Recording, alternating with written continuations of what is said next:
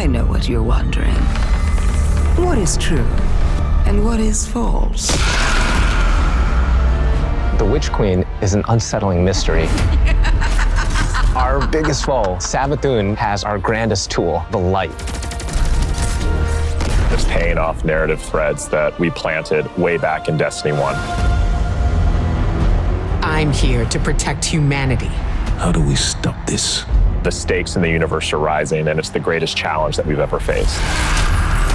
We're shedding that dogma of light equals good, darkness equals bad. We're really entering the mists and trying to discern what's in front of us and what's lurking just underneath the surface. What is your truth now? There are a lot of bombshells in the Witch Queen narrative. And that's just scratching the surface of what we're going to get into this year.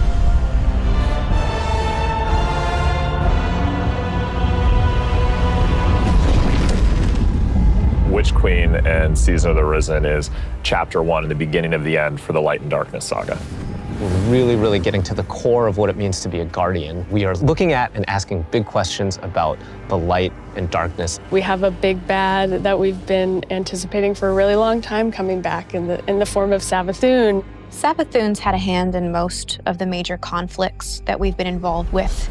We've heard about Sabathune for years and just bits and pieces, and then you see it slowly building over seasons until we come to this huge critical point.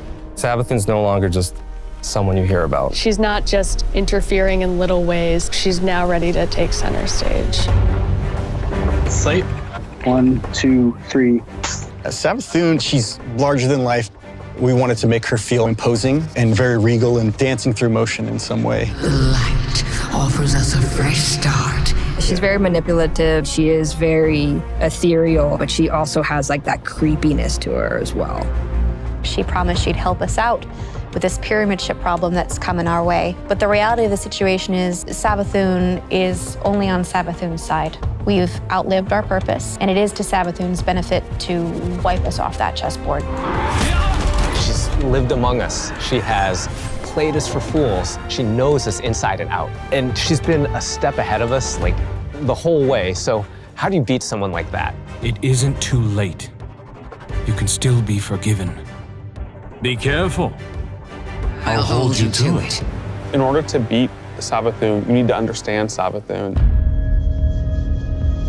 Her throne world is a manifestation of Sabathune's own personality, which is, in Witch Queen, going through a transformation through the light. She has these areas that she's kind of trying to shun and push away. For the old Hive areas, it's much more atmospheric, it's very dense, it's very claustrophobic, it's spooky. Then when you make your way into the Lucent Hive area, it's a lot more open and broad. It's definitely brighter, it's definitely more lively. We want people to look at it like an impressionist painting, something that's very pretty from far away, but as you get closer, it's not really what it seems. It's very unsettling. You're looking at shapes, you're looking at these things within the world, and you're not entirely sure what they are, and you have to get close and you have to investigate. What's really going to be exciting for players is that they're going to get to play that part of psychic detective, trying to solve the many mysteries of the throne world. Witch Queen campaign, I think, is probably the most ambitious campaign we've made in a very long time. We're building the Definitively Destiny campaign, so leaning into the journey you can find in exotic missions or the mechanics you might find in a dungeon. You have to kind of think your way through. You have to figure out hey, what do I need to do next in order to get to the end of this? We've got Sabathune, right? The Queen of Lies. So this campaign is full of surprises. Sabathune has all these abilities, and you got to make sure that all of the abilities of the bosses would be something worthy of her. And as I kept thinking about this, I felt like I was really becoming Sabathune. We've also added the legendary difficulty, which is called Become Legend. It's not for the faint of heart. It's going to be loaded with these moments that are going to be frustrating, almost like teeth gnashing, but when you get through those encounters, you're going to feel really accomplished. Double rewards, yeah. As people who have worked on raids and dungeons before, being able to broaden that experience for any kind of player who comes in is really important.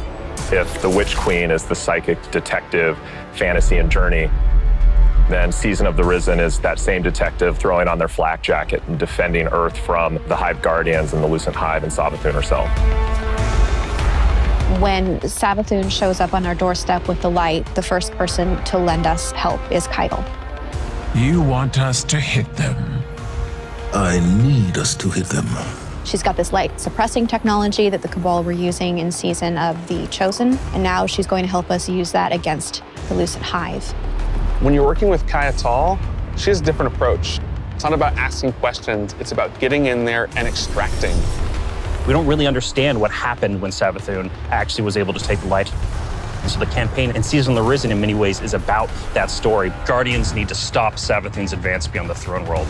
And Sabathune poses an existential threat to everyone because she basically has an undead army.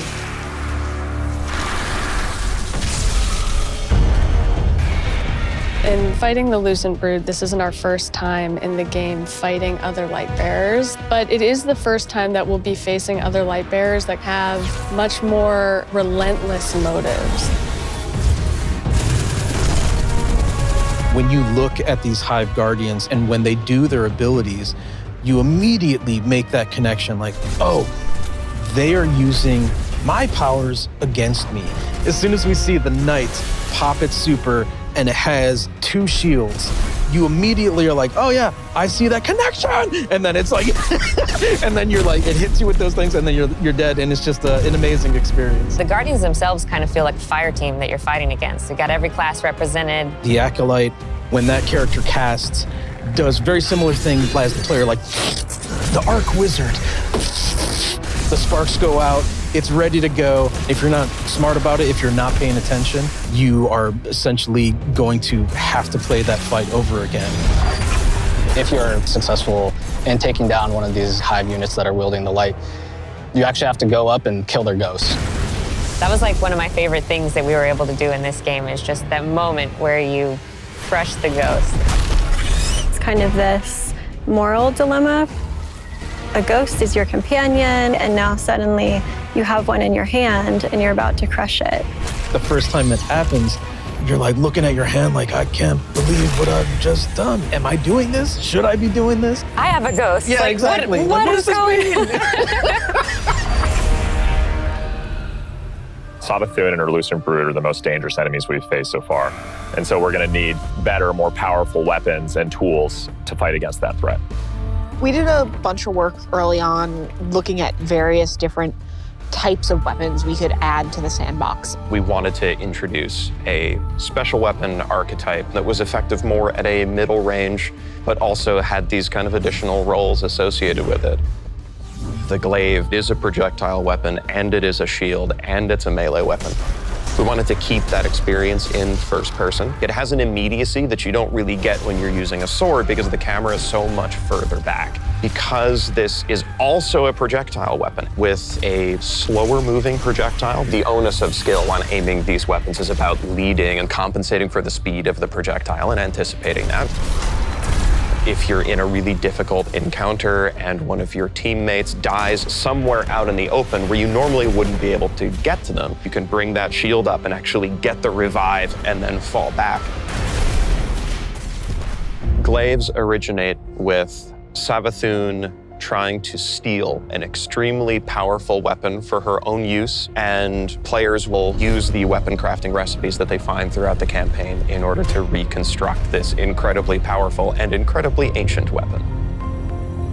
When you put together your Glaive in the campaign, you just get a taste that that's what you want to do for the rest of the weapons that you get. Weapon crafting lets you target a specific role and go and build that, and you know how long it's going to take you to get there, and you get exactly the thing that you want. I really want to see what people do with it and like the feedback that we're going to get and people sharing all of the things that they're doing with that new system. You're creating your Guardian and you want to be able to shape your Guardian into what you want them to be. And this gives us a great opportunity to continue to do that. This is a really big season for weapons in particular. We've got 8 brand new exotics. The Osteostreaker exotic submachine gun. This is something which Guardians have made, but it's modeled after weapons of sorrow, like Thorn and Touch of Malice. Fires swarms of tiny homing projectiles that land on a target and then explode in this poison burst. We have an exotic machine gun where the whole idea is be the Colossus. You can launch a barrage of up to 20 homing missiles. It's a comical amount of projectiles on the screen. We're doing an exotic glaive for each class this time, and the exotic perks tie deeply into the mechanics of the classes. We think they're going to be really cool additions to build crafting. We've got, the usual suite of raid weapons, destination, activity, seasonal. I recounted it this morning, and I think it's about 50 new weapons.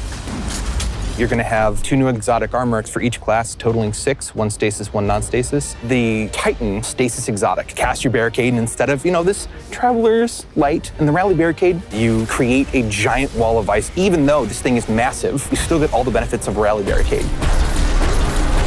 Warlock Void exotic, we called them the Devouring Rift legs because we wanted Empowering Rift to feel like it had a place in endgame content the way that Healing Rift does. Empowering Rift doesn't heal you, well, what if it did? In Season 16, you're going to see a massive revamp to the Void subclass system across all 3 classes. This is a huge update and will allow players to build craft in ways that they've never done before. One of the things we wanted to do is create a core set of verbs like we did with Stasis. Anyone can run suppressors now. I think that's the pretty cool thing to be able to do. I'm going to be running suppressor grenade prop. We wanted you to feel like you were the energy vampire, feel like you were the Night Stalker, feel like you were that protector, that big Sentinel Titan. So you're going to see things like Bastion, a new Titan aspect, where you take your big old Sentinel shield, slam it into the ground, and create this Void Barricade that's going to apply overshield to you and your buddies. My favorite aspect is probably Child of the Old Gods. As this warlock controlling space and time, I'm able to rip a hole into another dimension and then pull out this little sentient black hole. Whenever I target an enemy, my little black hole buddy is going to fly over there and start draining their life force. The Void 3.0 update is really setting the stage for how we're thinking about updating the subclasses for the rest of the year. We're going to extend this philosophy to Solar and Arc. Solar obviously is going to be about burning, but there's this other component to Solar, and that's healing. Arc is all about chaining. It's all about lightning, direct attacks, quickness. We're going to take the fantasies that you know and love today. We're going to embellish them. So what you'll see is all of the new abilities, all the new actions you take, reinforce that to the core. Pretty excited about it. Witch Queen is very much the culmination of the last 6 to 7 years of just Destiny all together. And really, this is starting the road to the final showdown. But things aren't necessarily just dark and light anymore. There's a lot more nuance in the game. It's going to be a real fight. Players have something that they're really going to be challenged by. I can't wait for everyone to find out what's been going on with Sabathune. I'm excited. You Guardians are so clever, aren't you? From the throne world to the campaign to the customizable build crafting, it all comes together to make Destiny feel really new and fresh. We've got more Destiny coming this year than any other year before. It's one of the most ambitious releases we've ever put together, and the team is firing on all cylinders.